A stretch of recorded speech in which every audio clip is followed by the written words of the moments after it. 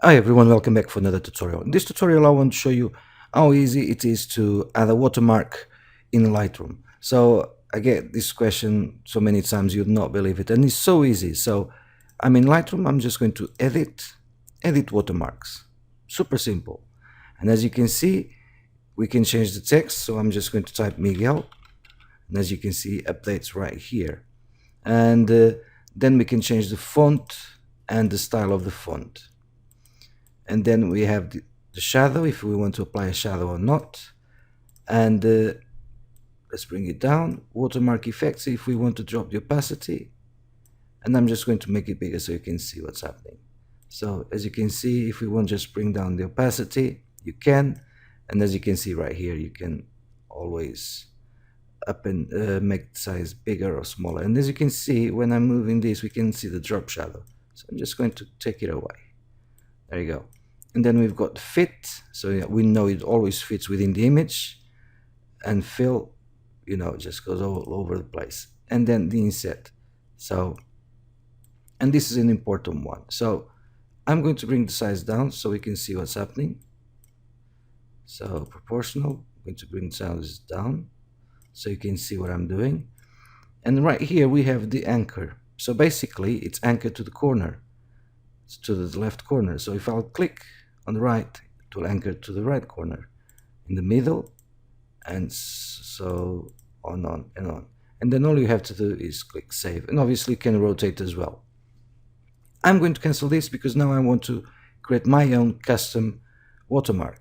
So I'm just going to go to Photoshop, and as you can see, we have a new document. Let's create a new document. So file, new document. I'm going to grab a paintbrush, and now I'm going just to write down like so. Okay, Miguel, not the best one. Should have brought my Wacom tablet, but it's there just charging. And as you can see, we have everything in one layer. If we bring this as a PNG or a JPEG, we'll get always the white background. So what we need to do is undo all of this and make sure that we create a new blank layer above the background. So now, just like before, Miguel, and now I can crop it like so. And we need to remove the background layer. And now we can save it because it will keep the transparency if we save as a PNG. If we save as a JPEG, we'll get the white background.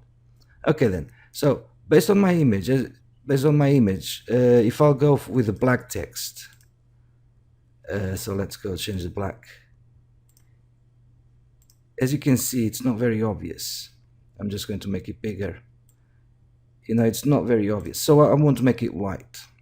For that, I'm going to Control I, so this way I invert the colors, and this now is white. So File, Save As. So I'm going to save on my desktop as a PNG, watermark, like so. Save, and OK. And now back to Lightroom. So now, as we did before, edit watermarks, and now I can just choose graphic, select watermark, choose, and then you can see it straight away right here on the corner. So let's make it bigger. Let's move it to the side. There you go. All we have to do now is just hit save, and it will apply to every single image. That's it for now. Thanks for watching, and don't forget to subscribe and share this video with everyone you know, and even with those you don't know. Thanks for watching, and I'll see you next time. Bye for now.